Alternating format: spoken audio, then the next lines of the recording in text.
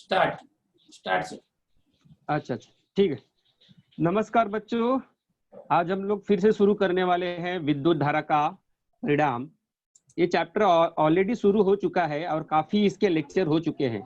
सबसे जरूरी बात है कि आप कक्षा 10वीं का लेक्चर बैठ रहे हो, क्योंकि कई सारे बच्चे नवीं क्लास के बच्चे 10वीं की लिंक पकड़ के 10वीं के लेक्चर बैठ रहे हैं और कई सारे बच्चे 10वीं वाले बच्चे 9वीं की लिंक पकड़ के 9वीं के लेक्चर बैठ रहे हैं। तो मेरा फर्ज है कि आपको बताना कि आप इस समय कक्षा 10वीं का लेक्चर देख रहे हो और हम लोग विज्ञान सब्जेक्ट के बारे में जानकारी प्राप्त करने वाले हैं। चैप्टर का नाम है विद्युत धारा का परिणाम और ये विज्ञान का चैप्टर नंबर 4 है। ठीक है, हमने इसके पहले काफी शुरुआत कर ली थी और आपको पता चल गया होगा कि एक चैप्टर पढ़ाने के लिए 3 टीचर काम कर रहे हैं।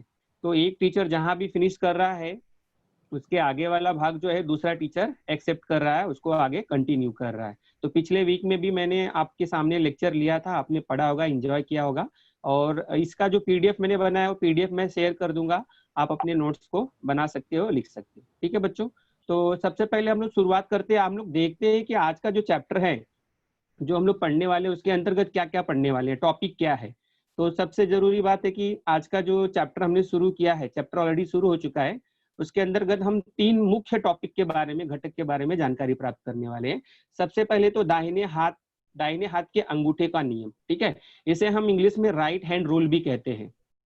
सर ने इसके बारे में थोड़ा बहुत बताया होगा, लेकिन मैं फिर से बता देता हूं, क्योंकि अगर ये नियम आपको मालूम होगा तो आप फ्लेमिंग के बाएं हाथ का नियम यानी फ्लेमिंग्स लेफ्ट हैंड रूल अच्छे से समझ पाओगे। ठीक है, और इसके बाद जो आखिरी वाला पार्ट रहेगा, चैप्टर का आखिरी वाला पार्ट नहीं रहेगा, आज का जो मैं लेक्चर ले रहा हूँ उसका आखिरी जो पार्ट रहेगा विद्युत चलित्र। विद्युत चलित्र का मतलब है इलेक्ट्रिक मोटर के बारे में हम लोग जानकारी प्राप्त करने वाले हैं। ठीक है, अब इलेक्ट्रिक मोटर के बारे में आप लोग क्या जानकारी प्राप्त करने वाले हो, तो इलेक्ट्रिक मोटर होता क्या है, इसकी बनावट कैसे होती है और ये काम कैसे करता है, इसके बारे में आप जानकारी प्राप्त करने वाले हो। ठीक है बच्चों, तो आज के घटक में क्या क्या है, दाहिने हाथ के अंगूठे का नियम, फ्लेमिंग के बाएं हाथ का नियम और विद्युत चलित्र यानी इलेक्ट्रिक मोटर। ठीक है, तो हम लोग शुरू करते हैं। आज का पहला जो घटक है दाहिने हाथ के अंगूठे का नियम।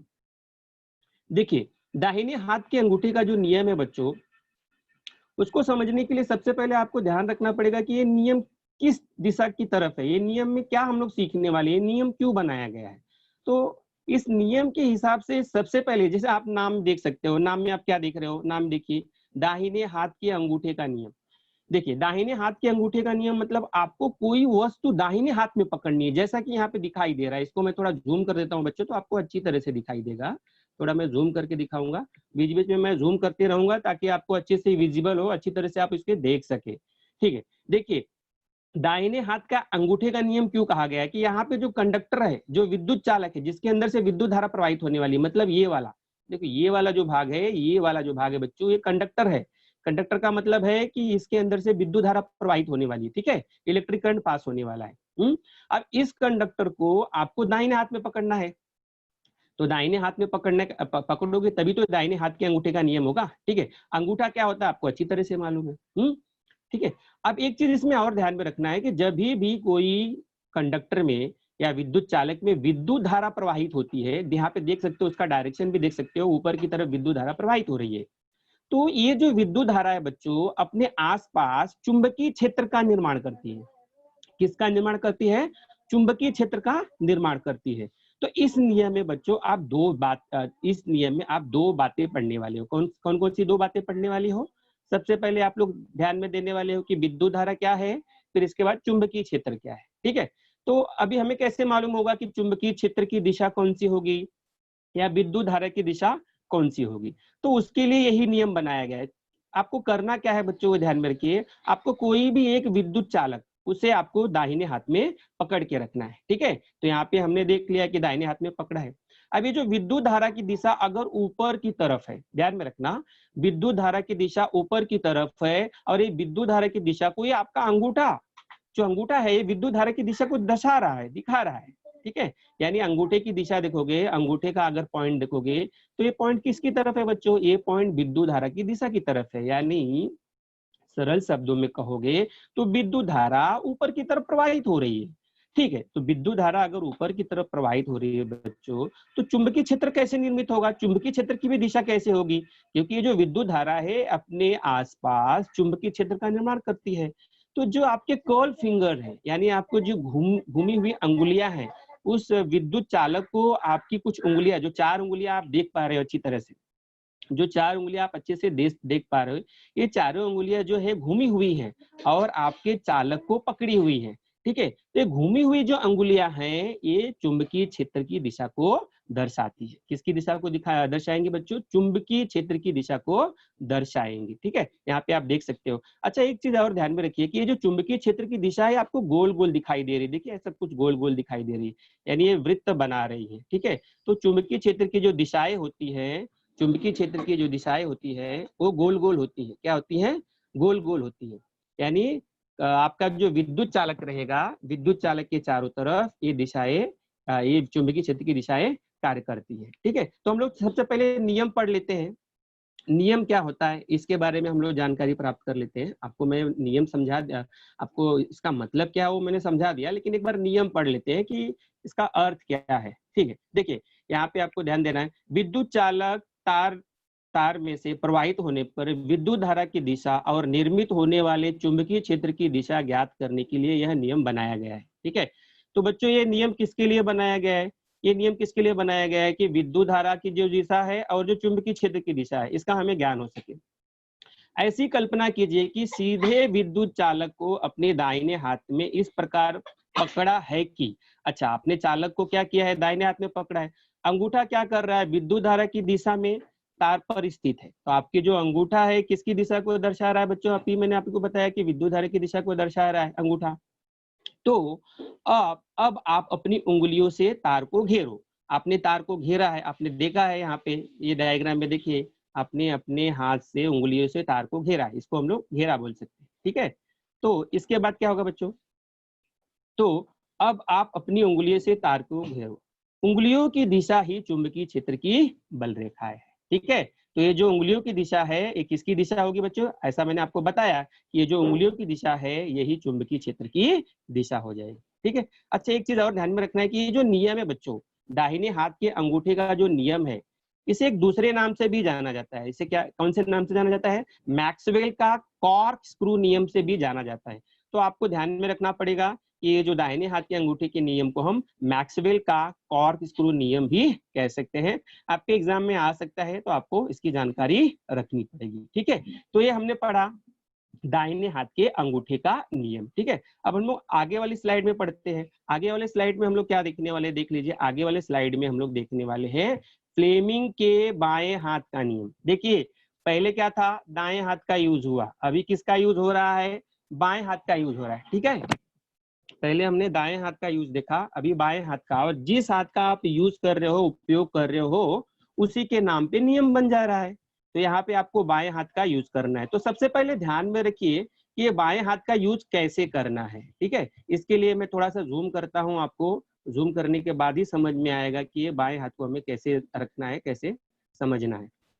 देखिए अच्छी तरह से, देखिए इसके अंदर आपको 3 अंगुलियां हैं, अच्छी तरह से समझिए, यहाँ भी अंगूठे का काम आ रहा है, ध्यान में रखिए अंगूठा बहुत इंपॉर्टेंट है आपके। इसके पहले जो मैंने नियम बताया राइट हैंड रूल, दाहिने हाथ का नियम, वहां भी अंगूठा इंपॉर्टेंट था, और यहाँ जो आप फ्लेमिंग के नियम के बारे में जानकारी प्राप्त करने वाले हो, यहाँ भी अंगूठा इंपॉर्टेंट है। तो अंगूठा जो है वो एक दिशा को दर्शाता है। ठीक है, तो यहाँ पे देखिए आप, ये आपका अंगूठा हो गया, थंब जिसको बोलते हो। ये आपकी अगली वाली जो उंगली हुई जिसको हम तर्जनी बोलते हैं, इंडेक्स फिंगर भी बोला जाता है, दर्शाने के रूप में, दिशा दर्शाने के रूप में, या कोई भी चीज दर्शाते हो तो उसके रूप में इसका उपयोग किया जाता है। फिर ये अगली जो फिंगर है, अगली जो उंगली है, इसको हम लोग क्या बोलते हैं, मध्यमा बोलते हैं। ठीक है, तो आप ये 3 फिंगर के बारे में अच्छी तरह से समझ लीजिए। अब इसमें होता क्या है बच्चों कि ये जो आपकी तर्जनी है, ध्यान रखिए, ये जो आपकी तर्जनी है अगर ये चुंबकीय क्षेत्र की दिशा दर्शा रहा है, ध्यान में रखना, ये जो तर्जनी है अगर ये आपकी चुंबकीय क्षेत्र की दिशा दर्शा रहा है, हाँ, और जो मध्यमा है, मध्यमा मतलब कौन से फिंगर की बात कर रहे हो, बीच वाले फिंगर की बात कर रहे हो, किसकी बात कर रहे हो आप लोग, बीच वाले फिंगर की बात कर रहे हो। तो ये जो मध्यमा है, अगर ये विद्युत धारा की दिशा दर्शाता है, यहाँ पे आपको दो दिशाओं के बारे में जानकारी प्राप्त करना है, दो दिशाओं के बारे में ध्यान रखना है। एक तो चुंबकीय क्षेत्र के बारे में ध्यान रखना है और दूसरा किसके बारे में ध्यान रखना है, विद्युत धारा की दिशा के बारे में ध्यान में रखना है। बच्चों ध्यान में रखना है कि ये जो दोनों दिशाएं हैं, आप अगर अच्छी तरह से देखोगे तो ये जो तर्जनी है या ये जो मध्यमा है, इनके बीच में कितने डिग्री का एंगल बन रहा है, तो बच्चों 90 डिग्री का एंगल बन रहा है। कितने डिग्री का एंगल बन रहा है, 90 डिग्री का, जिसे हम समकोण कहते हैं। समकोण जो होता है कितने अंश का होता है, 90 डिग्री का होता है, 90 अंश का होता है। ठीक है, तो अभी यहाँ पे क्या हमें दिखाई दे रहा है, इस नियम में हम लोग क्या जानकारी प्राप्त करने वाले हैं। सबसे पहले आपने तर्जनी के बारे में देख लिया, फिर इसके बाद आपने मध्यमा के बारे में देख लिया, आपने दो इंपॉर्टेंट चीज के बारे में डिस्कस किया, चुंबकीय क्षेत्र और एक कौन सा, विद्युत धारा की दिशा। ठीक है, तो अभी ये जो थंब है बच्चों, ये जो अंगूठा है, ये किसकी दिशा दर्शाएगा, तो ये दिशा दर्शाएगा विद्युत चालक पर बल की दिशा। यानी कहने का मतलब ये है कि यहाँ पे अगर कोई आपने चालक लिया है, समझो ये चालक है, एक बार मैं अच्छे से दिखाता हूँ, थोड़ा सा मैं इसको इरेज कर देता हूँ तो अच्छे से समझो। ये आपका चालक है, इसके अंदर क्या प्रवाहित हो रही है, विद्युत धारा प्रवाहित हो रही है। ठीक है, अब ये जो विद्युत धारा है, ये जो चालक है कौन से क्षेत्र में रखा गया है, चुंबकीय क्षेत्र में रखा गया है। अब दोनों के बीच में कितने अंश का कोण बन रहा है, तो आप देख सकते हो अच्छी तरह से कितने अंश का कोण बन रहा है, 90 डिग्री का कोण बन रहा है। तो ये जो चालक है बच्चों, जिसमें विद्युत धारा प्रवाहित हो रही है, तो इसके ऊपर चुंबकीय क्षेत्र की जो चुंबकीय क्षेत्र है, जो चुंबकीय बल रेखाएं हैं, वो क्या करेंगी, बल प्रयुक्त करेंगी। ये क्या करेंगी, बल प्रयुक्त करेंगी। लेकिन ये बल किधर रहेगा बच्चों, बल की दिशा क्या रहेगी, तो बल की दिशा रहेगी ऊपर की तरफ। ठीक है, और इस दिशा को कौन दर्शा रहा है, इस दिशा को अंगूठा दर्शा रहा है। कौन दर्शा रहा है, आपका थंब दर्शा रहा है, अंगूठा दर्शा रहा है। ठीक है, अभी आगे की डायग्राम में भी देख लीजिए, एक और आपको मैं पिक्चर्स दिखाता हूँ जिसमें और क्लियर होगा आपको अच्छी तरह से। यहाँ पे देखिए, अच्छी तरह से देखिए, ये जो तीन लाइन दिखाई दे रही है ना बच्चों, तीन एक्सिस है, तीन अक्ष है। आपने देखा होगा एक्स अक्ष, वाई अक्ष और जेड अक्ष भी होता है। अगर आपके रूम में जाओ बच्चों, सबसे पहले मैं आपको एक चीज क्लियर कर दूं तो ये नियम अच्छे से समझ में आ जाएगा। जरा यहाँ देखिए, या समझो ये आपका घर है बच्चों, घर में एक कोने में चले जाओ, एक कोने में जाओगे तो आपको तीन तरह की लाइन दिखाई देंगी। लाइन मतलब तीन कॉर्नर्स दिखाई देंगे। ठीक है, ये तीन कॉर्नर्स आपने अपने घर में देखा होगा। अगर ये तीन कॉर्नर को अच्छी तरह से समझ गए बच्चों, तो ये नियम आपको समझ में आ जाएगा। एक बात, इनके बीच में कितने डिग्री का एंगल बन रहा है, तो बच्चों 90 डिग्री का। यहाँ पे भी कितने डिग्री का बन रहा है, 90 डिग्री का है। नीचे से भी देखोगे तो कितने डिग्री का बन रहा है, 90 डिग्री का। अभी आपने जो नियम पढ़ा, अगर ये वाली लाइन बच्चों, अगर आपके रूम का जो कमरा है उसके कॉर्नर को देखोगे ना, कोने को देखोगे ना, तो आपको ये नियम अच्छे से समझ में आ जाएगा। अगर ये वाली लाइन बच्चों चुंबकीय क्षेत्र की दिशा है, किसकी दिशा है बच्चों, चुंबकीय क्षेत्र की, समझो ये चुंबकीय क्षेत्र की दिशा है, ऐसा मान लीजिए। ठीक है, चुंबकीय क्षेत्र की दिशा है। और ये जो दूसरी वाली लाइन है, अगर समझो ये विद्युतीय क्षेत्र की दिशा है। अब दोनों के बीच में बच्चों 90 डिग्री का तो कोण बन ही रहा है। तो आपका जो बल रहेगा, जो चालक के ऊपर जो बल कार्य करेगा, उसे किससे दिखाओगे, तो ये वाला अक्ष जो ऊपर की तरफ जा रहा है, ऐसा वाला। और आपने अपने घर में कॉर्नर में ये वाला वॉल यानी ये कॉर्नर तो अच्छी तरह से देखा ही होगा। ठीक है, चलिए ये तो आपको समझाने के लिए था। अब थोड़ा यहाँ देख लीजिए, यहाँ भी अच्छी तरह से क्लियर हो जाइए आप लोग की यहाँ पे क्या बताया जा रहा है। देखिए वही चीज आपको ध्यान में रखना है। ये वाला जो लाइन है बच्चों, ये चुंबकीय क्षेत्र की दिशा मान लीजिए। ये वाला जो अक्ष है, लाइन अर्थात ये समझ लीजिए विद्युत चालक में प्रवाहित विद्युत धारा है। ठीक है बच्चों, ये चालक है। चालक किसे कहते हैं, जिसके अंदर से क्या होता है, जिसके अंदर से विद्युत धारा का क्या होता है बच्चों, विद्युत धारा का प्रवाह होता है, उसे हम क्या कहते हैं, चालक कहते हैं। ठीक है, तो यहाँ पे आपका चालक है। अब चालक के अंदर क्या प्रवाहित हो रही है, विद्युत धारा, ये तो मैंने आपको बता दिया। लेकिन ये जो विद्युत धारा प्रवाहित हो रही है, यानी ये जो चालक है, कौन से फील्ड में रखा गया है, कौन से क्षेत्र में रखा गया है, तो ये चुंबकीय क्षेत्र में रखा गया है। अच्छा, दोनों के बीच में कितने अंश का कोण बन रहा है, तो 90 डिग्री का कोण बनता है। ठीक है, अभी क्या होता है बच्चों, ये जो विद्युत चालक है जिसके अंदर से विद्युत धारा प्रवाहित हो रही है, आप इसी के ऊपर चुंबकीय क्षेत्र, जो चुंबकीय बल रेखाएं वो भी प्रवाहित हो रही है।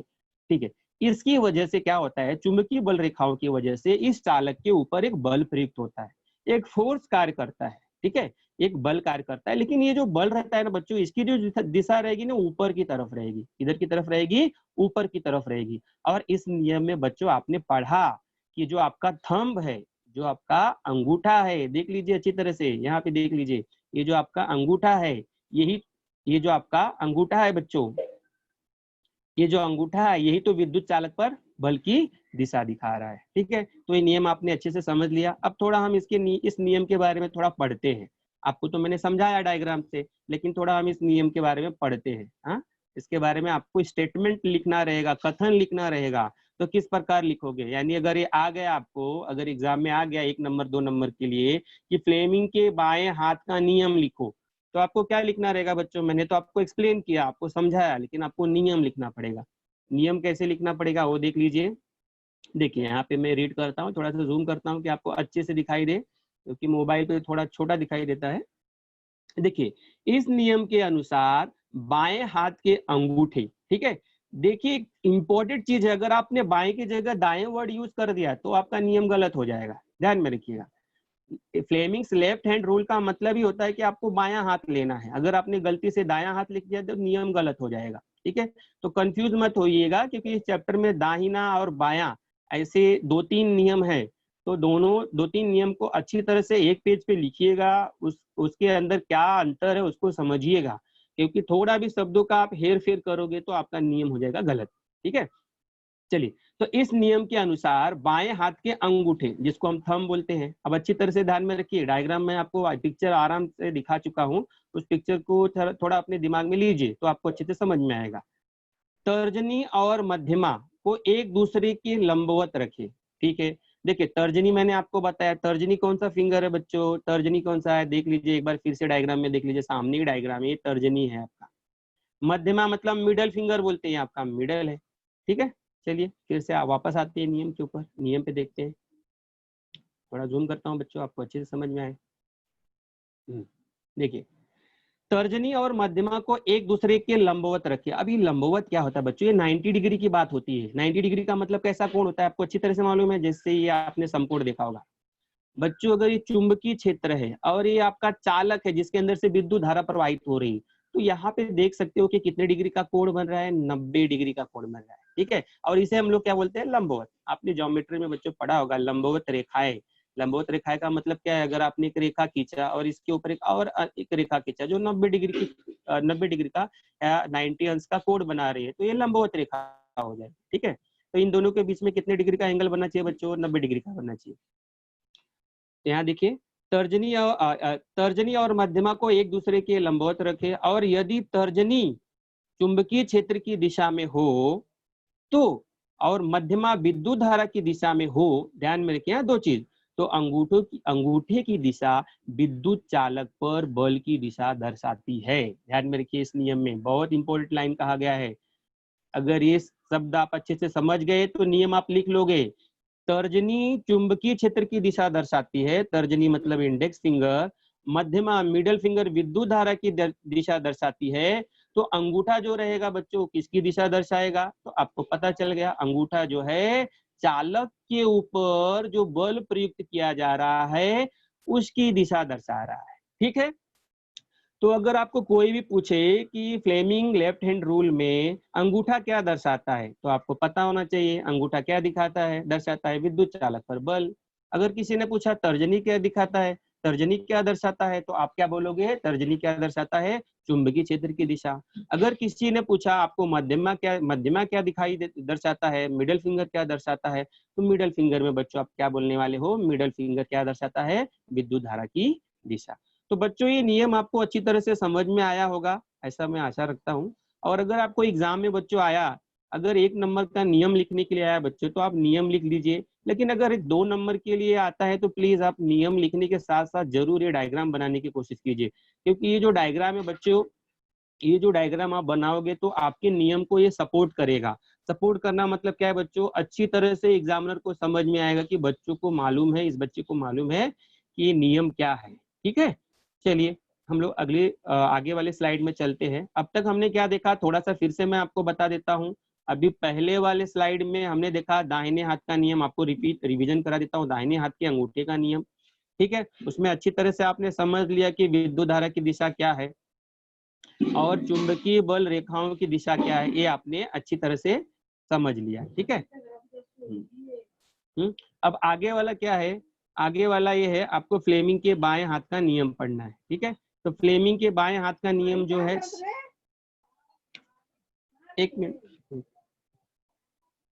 बाएं हाथ का बाएं हाथ के अंगूठे का नियम, बाएं हाथ के अंगूठे के नियम में हम लोग जानकारी प्राप्त करेंगे। ठीक है, तो फ्लेमिंग के बाएं हाथ का नियम भी बता दिया मैंने आपको। अब इसके आगे हम लोग क्या पढ़ने वाले हैं, इसके आगे हम लोग पढ़ने वाले हैं विद्युत चलित्र। ठीक है, तो विद्युत चलित्र क्या होता है बच्चों, सबको अच्छी तरह से मालूम होगा कि विद्युत चलित्र क्या होता है, जिससे हम लोग इंग्लिश में क्या कहते हैं, इलेक्ट्रिक मोटर कहते हैं। क्या कहते हैं, इलेक्ट्रिक मोटर। बच्चों अभी ये जो भाग है इसके बारे में आपको सविस्तार माहिती लेना है, अच्छे से समझना है, क्योंकि ये नियम बहुत इंपॉर्टेंट है। इसके बारे में जानकारी रखोगे तो इसमें कई तरह के क्वेश्चन बनते हैं। अच्छा, सबसे जरूरी बात क्या है, सबसे इंपॉर्टेंट बात क्या है कि आपने ये मोटर देखा होगा, आपने ये मोटर देखा होगा। ये मोटर क्या है, ये इलेक्ट्रिक मोटर है। ठीक है, ये इलेक्ट्रिक मोटर का मतलब क्या है, ये कहाँ कहाँ देखा होगा बच्चों, आप भी बताइए मुझे। ये मोटर आपने कहाँ कहाँ देखा होगा। देखिए आपको बता देता हूँ, ये मोटर आपने देखा होगा, लेकिन ये जो मोटर मैंने बनाया, ये जो मोटर दिख रहा है बड़ा मोटर है। इसका छोटा रूप भी आपने देखा होगा। कहाँ कहाँ देखा होगा, जरा देखिए, पंखे में देखा होगा आपने, प्रशीतक मतलब रेफ्रिजरेटर में देखा होगा, मिक्सर में देखा होगा, धुलाई यंत्र मतलब वॉशिंग मशीन में देखा होगा, संगणक में देखा होगा मतलब कंप्यूटर में देखा होगा, पंप मशीन जो होती है वहां भी देखी होंगी। समझ में है कि नहीं, ये मोटर को देखा होगा आपने अच्छी तरह से। अच्छा, एक चीज ध्यान में रखना है बच्चों कि ये जो मोटर है, इस मोटर में आपने एक चीज देखा है, इसको क्या बोलते हैं आपको अच्छी तरह से मालूम होगा, इसको क्या बोलते हैं, ये वाले पार्ट को धुरी बोलते हैं।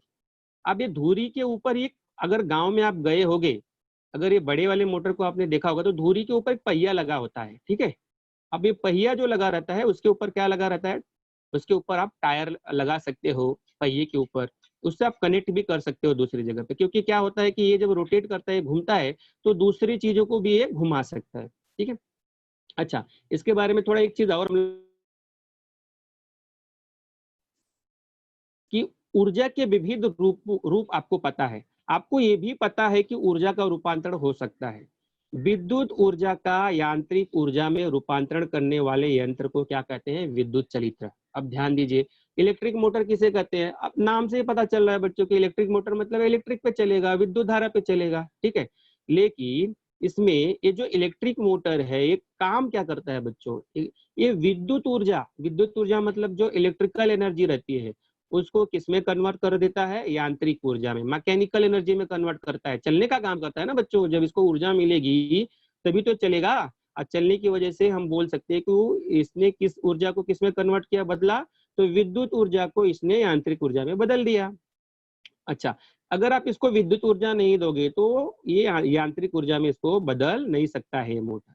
ठीक है, तो इसे ही हम लोग क्या कहेंगे, अगर आपको विद्युत चरित्र की परिभाषा लिखना है तो आप लिखने क्या लिखेंगे कि विद्युत ऊर्जा को यांत्रिक ऊर्जा में रूपांतरण करने वाले यंत्र को हम क्या कहते हैं, क्या कहते हैं, विद्युत चलित्र कहते हैं। ठीक है, हमारे पास दैनिक जीवन में इस प्रकार दैनिक जीवन में इस विद्युत चलित्र को वरदान कहा जाता है, और इसका उपयोग कहाँ कहाँ है ये मैंने आपको सारे उपयोग बता दी है। ठीक है, तो अगले स्लाइड में बच्चों इसके बारे में, इसकी संरचना कैसे होती है, इसकी अंदर की बनावट कैसे होती है और कैसे काम करता है, इसके बारे में मैं आपको समझाने वाला हूँ। ठीक है, तो देख लीजिए, तो यहाँ पे अब थोड़ा सा एक नया पिक्चर्स आपके सामने आया होगा, थोड़ा आप कंफ्यूज हो गए कि सर ने ये क्या दिखा दिया, पहले वाले पिक्चर में तो मोटर दिखाया सर ने, और वो मोटर तो हम लोगों ने देखा ही है, लेकिन ये नया चीज क्या है। तो बच्चों जो ये आपने मोटर देखा ना, ये उसके अंदर की बनावट किस प्रकार रहती है, कौन कौन सी चीजें होती हैं, उन चीजों को ये आकृति में अच्छी तरह से दिखाया गया है।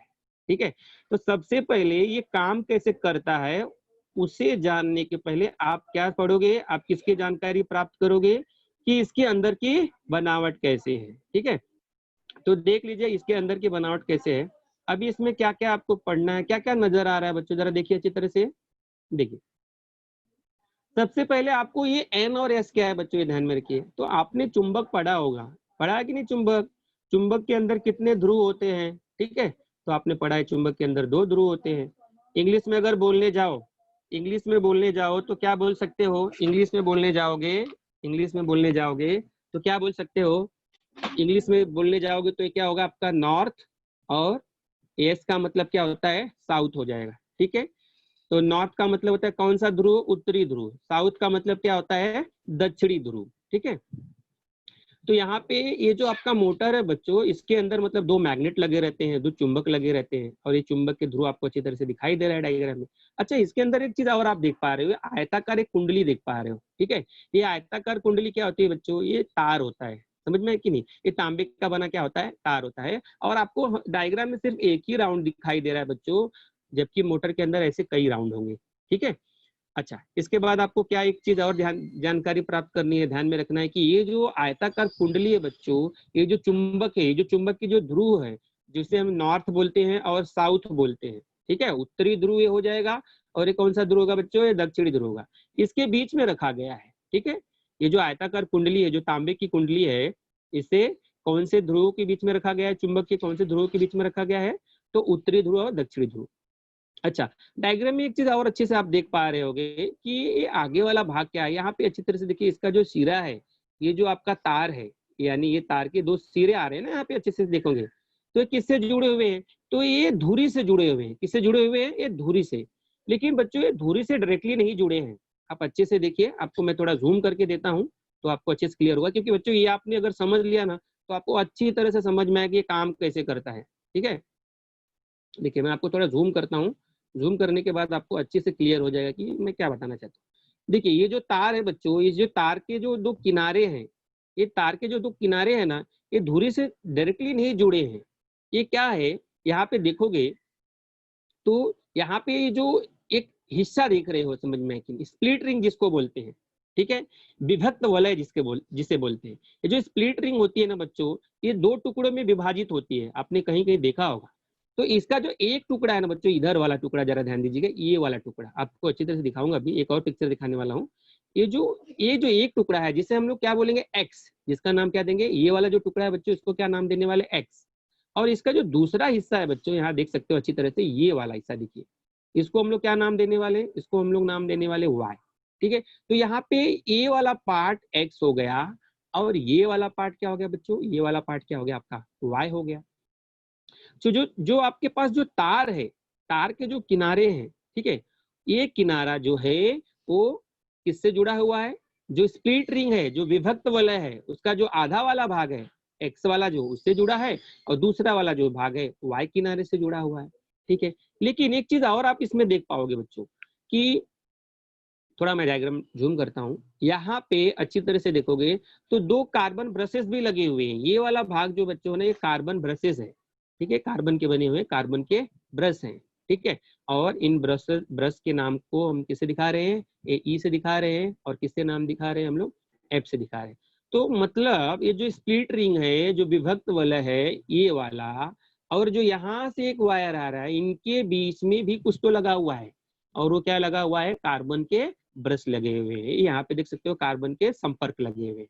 अभी कार्बन के ब्रश क्यों लगे हुए हैं बच्चों, जब हम इसकी रचना पढ़ेंगे कि ये कैसे, रचना नहीं, ये तो रचना पढ़ ही रहे हैं, जब हम इसका कार्य पढ़ेंगे तो हमें अच्छी तरह से समझ में आएगा कि ये कैसे लगे हुए हैं, ठीक है। तो यहाँ तक आपको अच्छी समझ में आया होगा। और आकृति में देख पाओगे तो ये आप अच्छे से मालूम है, बैटरी है, बहुत सारे विद्युत सेल जुड़ जाते हैं तो बैटरी होती है। ये पॉजिटिव वाला है, धन वाला सिरा है, तो ये ऋण वाला सिरा है। और इसके बाद एक चीज और आप अच्छे से देख सकते हो, प्लग कुंजी, ठीक है, जिसे हम के से दिखाते हैं। इसे क्लोज करने के बाद क्या होगा, विद्युत धारा प्रवाहित हो जाती है, ठीक है। तो आपको मैंने बच्चों, ये जो आपका जो विद्युत चलित्र है, जिसे हम इलेक्ट्रिक मोटर कहते हैं, ये उसके अंदर की रचना है बच्चों। आपको मतलब ऐसा इमेजिन करना है, आपको सोचना है दिमाग के अंदर कि ऐसी बनावट होती है, और बना भी ऐसे रहता है। लेकिन ये क्या है, थोड़ा आपको बना के दिखाया जा रहा है, एक पेंसिल और के टाइप डायग्राम से बना के दिखाई जा रहा है, तो थोड़ा आपको कंफ्यूजन होगा, बट कंफ्यूज होने की जरूरत नहीं है। आप यूट्यूब पे भी इलेक्ट्रिक मोटर या विद्युत चलित्र ऐसा टाइटल डाल के आप हिंदी में वीडियो देख सकते हो, तो आपको और अच्छे से स्पष्ट होगा। तो बच्चों थोड़ा सा मैं इसको रीड करता हूँ, और जो मैंने अभी आपको समझाया वो सारी जानकारी यहाँ से आपको अच्छी तरह से मिल जाएगी, ठीक है। तो देखिए, यहाँ पे मैं इसको रीड कर देता हूँ। देखिए, विद्युत चलित्र में विद्युत अवरोधक आवरण वाले तांबे की तार की एक आयताकार कुंडली होती है। अभी तो मैंने आपको बताया कि ये वाला जो कुंडली है बच्चों, ये वाला, यहाँ पे अच्छे से देखिए, ये वाला, ये कुंडली जो है, ये आयताकार कुंडली ही है, ठीक है। अब इसके ऊपर प्लास्टिक की कवरिंग लगी रहेगी, जिसको हम लोग विद्युत अवरोधक भी बोलते हैं। प्लास्टिक का कवर लगा रहेगा, खुला नहीं रहेगा बच्चों, ध्यान में रखना। अच्छा, कुंडली, इसे यह कुंडली चुंबक के उदाहरण नाल चुंबक, चुंबक के भी अलग अलग प्रकार होते हैं, उसमें ये नाल चुंबक है। उत्तर और दक्षिण ध्रुवों के बीच, अब आप देख ही पा रहे हो, मैंने आपको दिखाया भी कि ये जो आयताकार कुंडली है बच्चों, इसे उत्तरी ध्रुव और दक्षिणी ध्रुव के बीच में अच्छी तरह से रखा गया है। ठीक है, चलिए वो आगे वाला भाग क्या है, आगे वाली लाइन पढ़ते हैं। बच्चों ध्यान देंगे तो आपको ये ज्यादा कठिन नहीं लगेगा, थोड़ा ध्यान से सुनिए। आकृति में दिखाए अनुसार इस प्रकार रखी होती है कि उसकी AB तथा CD भुजाएं चुंबकीय क्षेत्र की दिशा में लंबवत होती हैं। कुंडली के दो सिरे विभक्त वलयों के दो अर्धभागों X तथा Y से संयोजित किए रहते हैं। इसका मतलब भी मैंने आपको समझाया, देख लीजिए। अब यहाँ पे जो आपका आयताकार कुंडली है बच्चों, इसकी तरह दो भुजाएं, तो देखिए ये AB और दूसरी भुजा क्या है CD।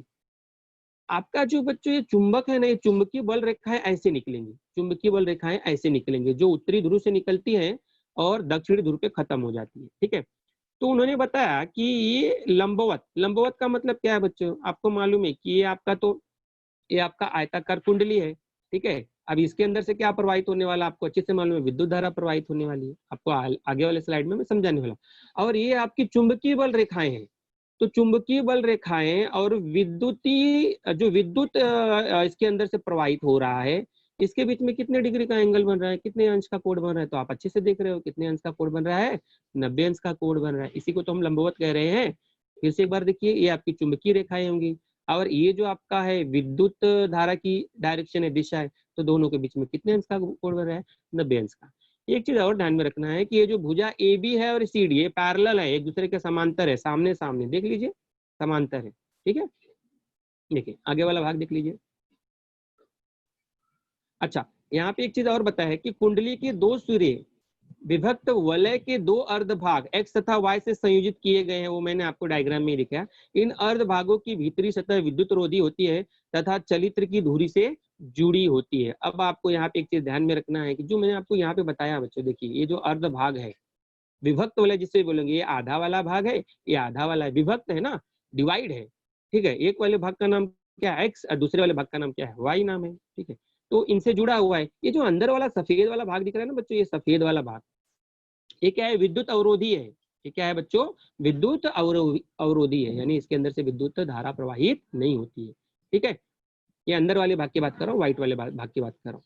अब इसके बाद क्या है, देख लीजिए यहाँ पे, इन अर्धभागों की भीतरी सतह से विद्युत धारा प्रवाहित होती है तथा चलित्र की धुरी से जुड़ी होती है। X तथा Y अर्धवलयों के बाहरी विद्युत वाहक पृष्ठभाग दो स्थित कार्बन ब्रश, यहाँ पे कार्बन ब्रश क्या है, E तथा F से जुड़े होते हैं, E तथा F से जुड़े होते हैं। तो यहाँ पे अच्छी तरह से देख लीजिए, मैंने आपको बताया था कि ये जो तार का दूसरा जो सिरा, ये वाला सिरा और ये वाला सिरा, इनके बीच में कार्बन ब्रश है। ठीक है, तो यहाँ तक आपको अच्छी तरह से समझ में आया होगा बच्चों। मैंने आपको संरचना बताई, ठीक है, अंदर की किस प्रकार की बनावट होती है उसके बारे में मैंने बताया। अब आगे हम लोग क्या पढ़ने वाले हैं, आगे वाले भाग में क्या पढ़ने वाले हैं कि ये मोटर कार्य कैसे करता है। ठीक है, ये मोटर का कार्य कैसे है, तो अभी आप अच्छे से ध्यान दीजिए कि ये मोटर का कार्य किस प्रकार होता है। फिर से मैं आपको बताऊं कि पीछे वाले डायग्राम में आपको मैंने चुंबक के बारे में बताया, यहाँ पे मैंने चुंबक लिख भी दिया, ये उसका उत्तरी ध्रुव है और ये इसका दक्षिणी ध्रुव है। ठीक है, इसके बीच में आपने अच्छी तरह से देख लिया कि आयताकार कुंडली है। अब इस डायग्राम में थोड़ा बच्चों आपको फर्क मिलेगा। अब हमें समझना है कि ये जो आपका धुरी है, आपको ये जो धुरी है घूमती कैसे है। आपको पहले वाले डायग्राम में मैंने धुरी दिखाया था, वहां पे ये मोटर, एक इलेक्ट्रिक मोटर दिखाया था, वहां पे आपको धुरी बताया था, ये उसकी धुरी है। ये धुरी घूमती कैसे, इसके बारे में जानकारी प्राप्त करना। तो देखो बच्चों, जैसे ही बैटरी ऑन की जाती है, विद्युत धारा की दिशा यहाँ से चालू हो जाती है। ठीक है, अब विद्युत धारा की दिशा देखिए, वायर में जा रही है, वायर में जा रही है, ये वायर में जा रही है। तो विद्युत धारा की दिशा आपको मालूम है, जो प्लस वाला आवेश होता है, जो धन वाला आवेश होता है, वहां से विद्युत धारा की दिशा को निर्धारित किया जाता है, मतलब ये दिशा ऐसी हो गई। ठीक है, अब विद्युत धारा इसके अंदर से प्रवाहित हो रही है, ये जो आयताकार कुंडली है इसके अंदर से विद्युत धारा प्रवाहित हो रही है। तो विद्युत धारा प्रवाहित होने पे होता क्या है बच्चों, आपको अच्छी तरह से मालूम है कि जब विद्युत धारा प्रवाहित हो रही है उसी समय ये जो आपके चुंबक है, इनका रोल क्या है, इसका कार्य क्या है। तो चुंबक से हमेशा चुंबकीय बल रेखाएं निकलती हैं। कौन सी बल रेखाएं निकलती है बच्चों, चुंबकीय बल रेखाएं निकलती है। ठीक है, अब क्या होगा यहाँ से चुंबकीय बल रेखाएं जा रही हैं ऐसे ऐसे ऐसे, और यहाँ से आपका विद्युत धारा प्रवाहित हो रहा है। तो दोनों के बीच में कितने अंश का कोण बन रहा है? 90 अंश का कोण बन रहा है। और अभी आपको तो मैंने बताया, अभी एक नियम पढ़ाया, आपको अच्छे से मालूम होगा। कौन सा नियम पढ़ाया बताइए? फ्लेमिंग के बाएं हाथ का नियम पढ़ाया, फ्लेमिंग के बाएं हाथ का नियम। अब फ्लेमिंग के बाएं हाथ का नियम आपको मैंने पढ़ाया। अब इस नियम पे ध्यान रखिए, फिर से बता रहा हूँ, चुंबकीय क्षेत्र, ठीक है, विद्युतीय क्षेत्र, और ये चुंबक जो विद्युत चालक है उसके ऊपर बल की दिशा, इन तीनों चीजों को अगर आप ध्यान में रखोगे तो आपको फ्लेमिंग के बाएं हाथ का नियम यहाँ पे समझ में आएगा। देखिए अभी यहाँ पे क्या हो जाएगा, आपके चुंबकीय क्षेत्र है, चुंबकीय बल रेखाएं है, और यहाँ पे विद्युतीय जो विद्युत प्रवाहित हो रही है उसकी दिशा है। अब दोनों के बीच में 90 अंश का कोण बन रहा है। तो ये जो तार है, ये जो AB वाला सिरा है बच्चों, इसके ऊपर बल कार्य करेगा। फ्लेमिंग के बाएं हाथ के नियम से इसके ऊपर बल कार्य करेगा, और ये बल किधर की तरफ रहेगा बच्चों? डाउनवर्ड, नीचे की तरफ रहेगा। उसी प्रकार अगर ये वाले तार पे, कौन से तार पे बच्चों? ये जो CD वाला तार है, अगर इस पे फ्लेमिंग के बाएं हाथ का नियम लगाओगे बच्चों, तो इसके ऊपर जो बल की दिशा रहेगी ऊपर की तरफ रहेगी। अब जरा ध्यान में रखिए, किसी वस्तु पे आपके पास नोटबुक है या किताब है, अगर आप यहाँ से नीचे की तरफ बल लगाते हो, दूसरे वाले किनारे से ऊपर की तरफ बल लगाते हो, तो ये मुझे बताओ कि बच्चों ये घूमेगा कैसे? ये जो ABCD कैसे घूमेगा? तो ये ऐसे घूमेगा, ठीक है, ये ऐसे घूमेगा, ये ऐसे घूमेगा, ठीक है। तो इसकी दिशा आपने देख ली होगी। अच्छा बच्चों, ये जो घूम रहा है ये दिशा किस दिशा को दर्शाता है? आपने घड़ी देखा है, घड़ी की दिशा क्या होती है? घड़ी के जो कांटे हैं क्लॉकवाइज घूमते हैं, लेकिन ये बच्चों ये एंटी क्लॉकवाइज घूम रहा है, घड़ी के विपरीत दिशा में। जो घड़ी के कांटे होते हैं ना, उनके विपरीत दिशा में घूम रहा है, ठीक है।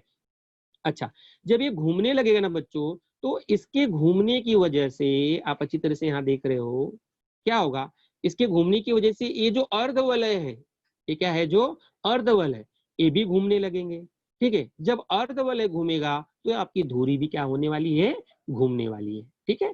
तो आपको इतने अच्छी तरह से समझ में आया होगा कि किस प्रकार ये धुरी घूम रही है। अच्छा, आप लोग जरा सोच रहे हो कि सर ये एक ही तार कैसे इतनी बड़ी धुरी को घुमा रहा है? तो बच्चों मैं आपको बता दूं कि यहाँ पे सिर्फ एक तार आपको सिर्फ दिखाने के लिए, समझाने के लिए बताया गया है। ऐसी कई कुंडलियां होंगी जो मिलकर इस धुरी को क्या करती होंगी? इस धुरी को घुमाती होंगी, ठीक है। अच्छा, एक चीज और है बच्चों कि ये वाला जो सिरा है, ध्यान में रखिए, कार्बन ब्रश के मैं बारे में आपको बात किया कि ये कार्बन ब्रश और ये जो अर्धवलय है, जो आधा वाला भाग है, ये कैसे जुड़े होते हैं? तो इसके लिए बच्चों मैं आपको एक छोटा सा एक पिक्चर दिखाऊंगा, मतलब डायग्राम दिखाऊंगा। इसमें आप अच्छे से जरा देखिए, मैं आपको थोड़ा जूम करता हूँ। देखिए ये वाले पिक्चर में देखिए, ये आपका अर्धवलय वाला भाग है, स्प्लिट रिंग जिसको बोलेंगे, ठीक है। एक वाला X हो जाएगा, दूसरा वाला क्या है? Y होगा। ये वाला बच्चों जी हो, ये वाला जो पार्ट है कार्बन ब्रश है। आप यहाँ पे देखिए एक रिंग है, देख लीजिए, एक रिंग दिखाया गया और एक कार्बन ब्रश।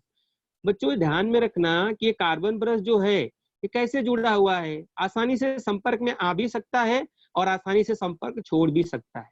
यही बात बच्चों आपको यहाँ भी ध्यान में रखना है। ये वाली डायग्राम में देखो कि आप लोग सोच रहे हो कि सर ये जो पूरी धुरी घूमे, ये जो पूरा अर्धवलय है, स्प्लिट रिंग, अगर ये घूमेगा तो ये तार भी घूमना चाहिए। नहीं, यही तो इसमें खासियत है। जो कार्बन ब्रश है बच्चों, ये हमेशा संपर्क तोड़ते हैं और जोड़ते हैं। अगर ये वाला भाग यानी ये जो कुंडली अगर ये घूमी, तो कुछ देर के बाद ये वाला भाग यहाँ पे आएगा, ठीक है। कौन सा भाग आएगा? ये वाला भाग यहाँ पे आएगा और इधर वाला भाग यहाँ पे जाएगा। तो वापस इस कार्बन ब्रश की सहायता से उनके बीच में संपर्क स्थापित किया जाता है, ठीक है। तो सब लोग को समझ में आया होगा अच्छी तरह से किस प्रकार ये कार्य करता है। और जब ये पूरी तरह से घूमने लगता है, यानी ये जो आपका तार है, तार की जो आयताकार कुंडली है, जैसे हम ABCD भी बोलते हैं, जब ये पूरी तरह से घूमने लगता है बच्चों, तो ये आपकी जो धुरी भी अच्छी तरह से घूमने लगती है। बच्चों ये धुरी को मैंने किससे दिखाया? आपको मालूम है, आज का जो लेक्चर देखिए, यहाँ पे आप अच्छे से ये मोटर को देख लीजिए, ये मोटर को अच्छी तरह से देख लीजिए। अब आपको अच्छे से याद आ रहा होगा कि अगर ये धुरी घूमेगी तो इसके ऊपर क्या लगा होता है? क्या लगा होता है? पहिया लगा होता है, पहिए के ऊपर पट्टा लगा होता है। तो उससे आप किसी भी चीज से, दूसरे भी इंस्ट्रूमेंट से या किसी दूसरे को चलाना हो तो उससे भी आप क्या कर सकते हो? जोड़ सकते हो। ऐसा आपने गाँव में देखा होगा, ठीक है बच्चों।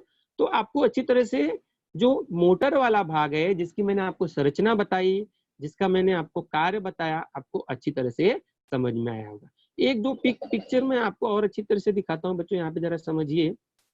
इस पिक्चर में मैं आपको क्या बताना चाह रहा हूँ, देख लीजिए, जो मेरा मुख्य फोकस है ये वाले भाग पे, क्योंकि सबको समझ में आता है कि ये आयताकार कुंडली, ये सबको समझ में आता है, ये भी सबको समझ में आता है कि ये चुंबक है, ये नॉर्थ वाला है, ये साउथ वाला है, उत्तरी ध्रुव।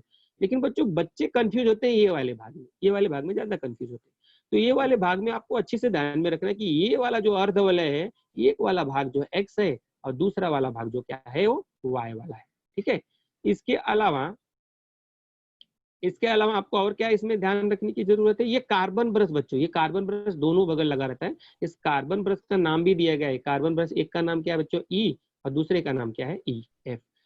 ये कार्बन ब्रश जो रहते हैं ना बच्चों, ये परमानेंट संपर्क नहीं, हमें अस्थायी संपर्क स्थापित नहीं करते। अगर अच्छे से देखोगे ना, जब ये घूमने लगेगा ना तार, ये जो कुंडली है, जो आयताकार कुंडली है, अगर ये घूमने लगेगी, राइट टू लेफ्ट की बात कर रहा हूँ, राइट टू लेफ्ट की बात कर रहा हूँ, अगर ये घूमने लगेगी बच्चों ना, तो इनका जो संपर्क है ना टूट जाता है। संपर्क क्यों टूटता है, क्योंकि ये वाला भाग आएगा ना यहाँ पे, तो इनके साथ वो संपर्क स्थापित करना रहता है। ठीक है, तो मैं आशा करता हूँ कि सभी बच्चों को अच्छी तरह से समझ में आया होगा। आपको मैंने जो एक्सप्लेन किया वो सारा कुछ यहाँ पे मोटर के कार्य में लिखा है, तो पढ़ने की कोई जरूरत नहीं, आपने अच्छी तरह से समझ ही लिया होगा। ठीक है, तो आज के क्वेश्चन आंसर पूछेंगे सर? हाँ सर ऑलरेडी फिनिश हो गया। समय हो गया सर। हाँ सर, किसी बच्चों को डाउट होगा तो आप पूछ सकते हो। आज जो हमने पढ़ा, दाहिने हाथ के अंगूठे का नियम पढ़ा, इसके अलावा फ्लेमिंग के बाएं हाथ का नियम पढ़ा और विद्युत चलित्र पढ़ा। इसके संदर्भ में आपको किसी प्रकार का डाउट है, शंका है, तो आप मुझे क्वेश्चन पूछ सकते हो, आप माइक ऑन करके पूछ सकते हो। अमृत धमाल।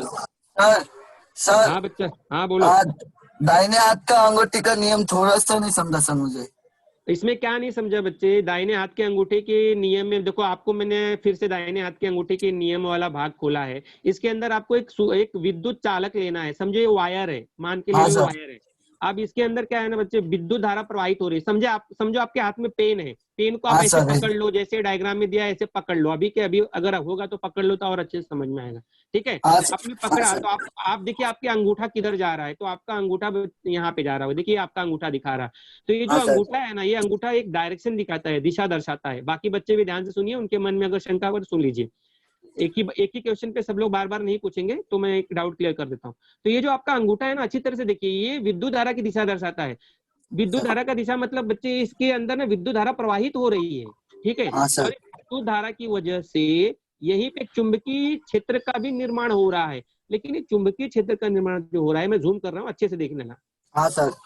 ये जो चुंबकीय क्षेत्र का जो दिशा है ना, आप देखो गोल गोल घूम रहा है, देखो ऐसा गोल गोल ऐसा देख रहे हो, हाँ। गोल गोल घूम रहा है। ठीक है, तो ये इसकी दिशा कौन दर्शा रही है, तो ये जो आपके चार फिंगर है ना, चार उंगलियां देखो मुड़ी हुई होंगी। अगर आपने पेन को पकड़ा होगा ना, तो ये चारों जो फिंगर है ना मुड़े हुए होंगे, घूमे हुए होंगे। तो हाँ। ये जो घूमे हुए फिंगर है ना, उंगलियां है, यही चुंबकीय क्षेत्र। समझ में आया? हाँ sir. Sejal Joglekar thank you sir. हाँ थैंक यू बेटा, थैंक यू। और कुछ को डाउट है बोलिए। Hello sir. हाँ बोल बेटा।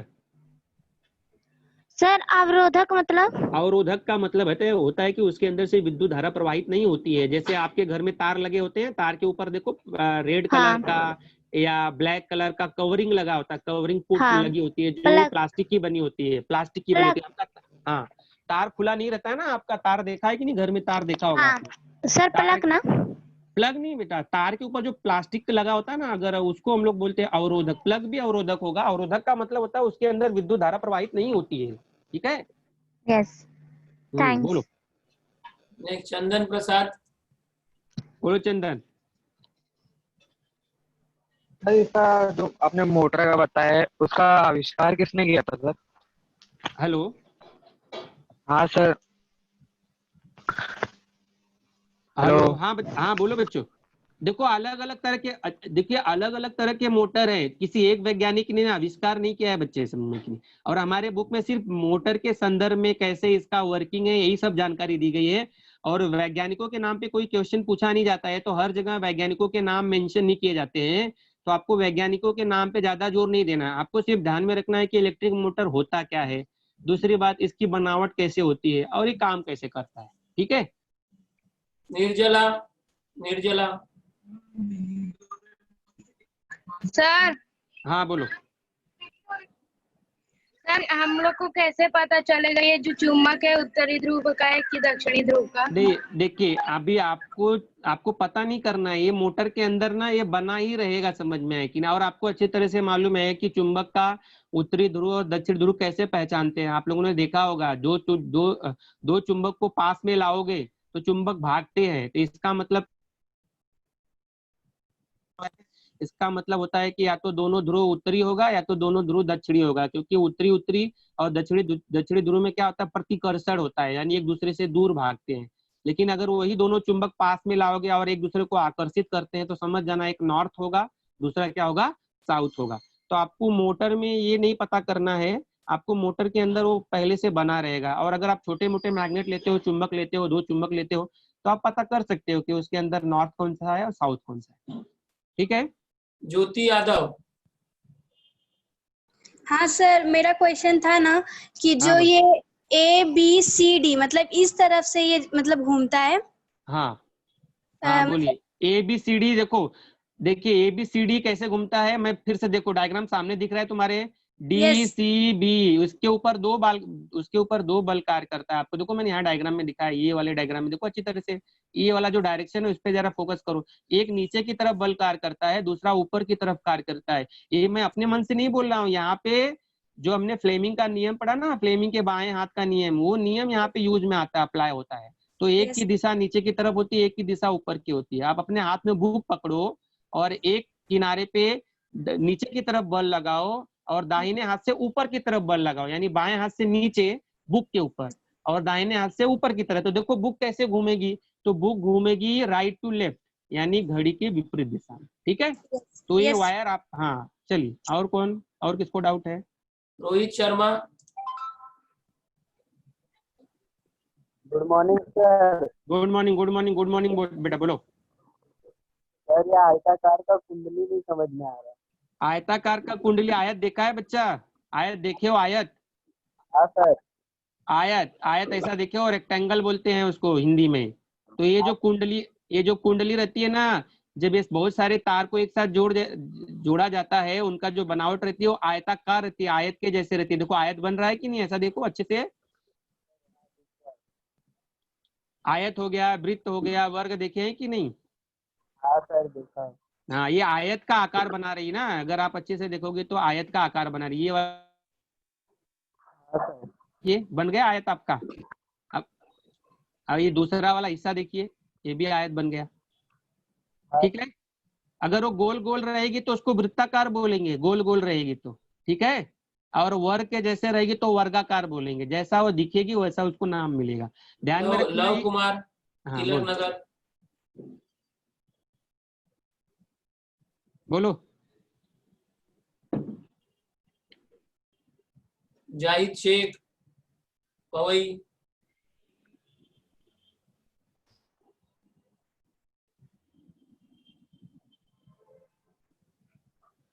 और किसी को कुछ डाउट है? ऋषिकेश, अभ्युदय नगर। सर कुंडली मतलब क्या होता है? क्या कुंडली मतलब क्या होता है? कुंडली मतलब, जैसे आपने स्प्रिंग देखा है, स्प्रिंग को देखा है आपने, बहुत सारे तार को गोल घुमा के या आयताकार बना के या वर्गाकार बना देंगे तो कुंडली बन जाती है। बोलते हैं ना, सांप कुंडली मार के बैठा है, तो आपको मालूम है कैसा उसका पोंछ गोल गोल घुमा रहता है, देखे होगे, सुने होगे। बोलते हैं ना, आपने कोई सांप को देखा होगा, अजगर को देखा होगा, डाया इस पे यूट्यूब पे वगैरह पे, बोलते हैं कुंडली मार के बैठना। तो कुंडली मार के बैठना मतलब उसकी पोंछ देखो गोल गोल कैसी घूमी रहती है। तो उसी प्रकार ये जो वायर है ना, इसको एक आकार दिया जाता है, बहुत सारे तार को एक आकार दिया जाता है। और जब एक से अधिक तार जुड़ जाते हैं, या तो उनको आयताकार बना दो, वर्गाकार बना देते हो, तो उसको कुंडली बोलते हैं। नजमा, सचिन शर्मा।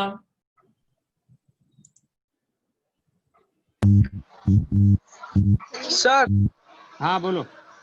सर इसमें विद्युत चालक में सर, वहाँ पे जो बैटरी है ना सर, वहाँ पे वो डायग्राम में सर एक की तरफ क्यों लगा है सर? क्या, फिर से बोलो, सुनाई नहीं दिया।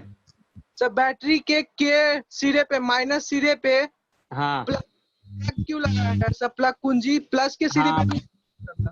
ये इसी पे लगा रहता है बच्चे, वो नेगेटिव सिरे पे ही रहता है, क्योंकि यहाँ से ये जो है आपका पॉजिटिव वाला सिरा है, डायग्राम पा रहे हो कि नहीं? डायग्राम देखो, यहाँ वाले से जो है वो विद्युत धारा प्रवाहित होती है, ठीक है? एक minute, yes sir, thank you sir. यहाँ से विद्युत धारा प्रवाहित होती है और इसका काम होता है करंट को रोकना और करंट को प्रवाहित करना, ठीक है? विद्युत धारा को पार्वती। रोकेगा। Parvati, hello sir. हाँ बोलो बेटा। सर जब विद्युत धारा ऊपर की ओर प्रवाहित होती है तो चुंबकीय क्षेत्र अपने आप निर्मित होता है क्या? नहीं नहीं, यहाँ पे चुंबक ऑलरेडी है, यहाँ पे देखिए चुंबक है। पहले वाला, ये वाला बात कर रहे हो मोटर के बारे में बात कर रहे हो कि पहले नियम के बारे में बात करो? किसके बारे में बात करो पहले बताओ मुझे।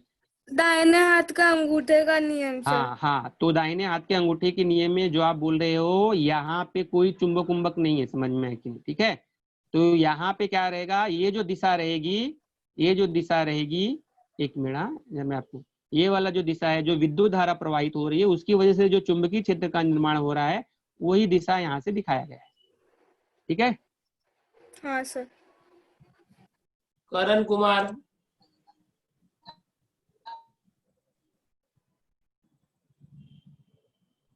सर हो गया सर। हाँ, ठीक है ठीक है ठीक है सर, धन्यवाद, thank you sir, thank you. आप अनम्यूट कीजिए अपने आप को सर।